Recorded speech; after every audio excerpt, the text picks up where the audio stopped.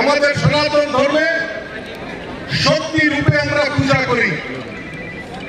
আর এই কংগ্রেসের রাহুল গান্ধীরা আমাদের প্রধানমন্ত্রী, এটা আমার আপনার প্রধানমন্ত্রী নয়, আমাদের ভারতবর্ষের প্রায় 140 কোটি জনসংখ্যার প্রধানমন্ত্রী।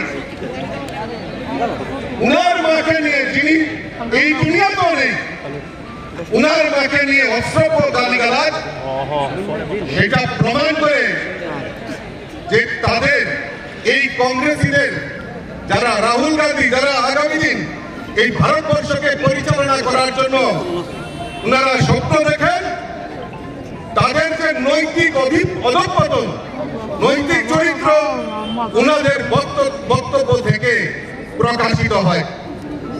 আমরা তার জন্য আজকে, গতকালকে আমাদের সমস্ত জেলাগুলিতে আমরা এই কংগ্রেসের বিরুদ্ধে ধিক্কার জানিয়েছিলাম। আজকে আমরা সমবেত হয়েছি। আমাদের কার্যকর্তাদের মধ্যে ইমোশন তৈরি হয়েছে।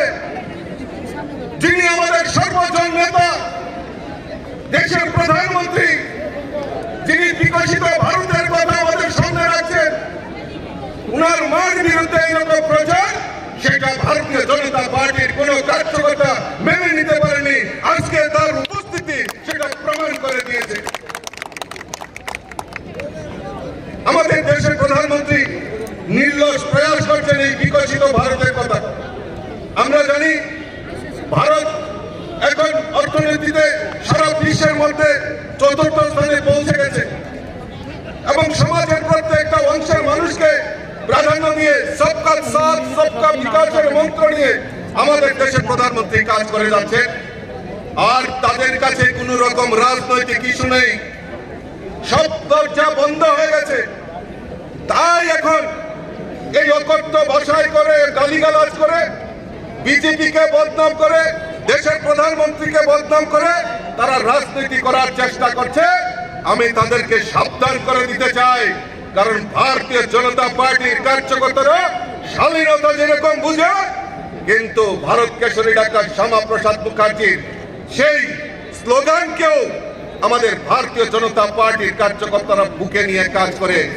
অন্যায়ের প্রতিবাদ করো, অন্যায়ের প্রতিরোধ করো, আর প্রয়োজনে না প্রতিশোধ, সেই সংকল্প নিয়ে ভারতীয় জনতা পার্টির কার্যকর্তারা কাজ করে থাকে।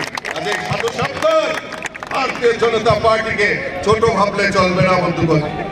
আজকে যে ইস্যুতে কথা বলছেন, যে ভোট চোর নিয়ে, আমি আপনাদের কাছে প্রমাণ রাখতে চাই যে তারা কিভাবে দেশকে বিপথে পরিচালিত করছে।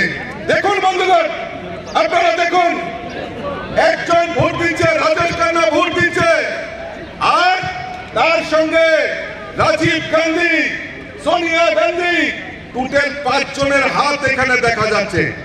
আর সেদিন যখন আমি প্রেস কনফারেন্সে বলেছিলাম, তখন ওই কংগ্রেসের চিটু নেতা তারা এটাকে চ্যালেঞ্জ করেছিল। আমি চ্যালেঞ্জ আজকেও নিতে চাই যে সেই সময় যখন এটা 91-এর ঘটনা, কিন্তু ওনারা বলছেন 91-এ সোশ্যাল মিডিয়া ছিল না, কিন্তু তারা পোস্ট করেছিল 18 জুলাই 2016-তে তারা পোস্ট করেছিল। এটা আমার কথা না, এটা তথ্য রাখছি সামনে।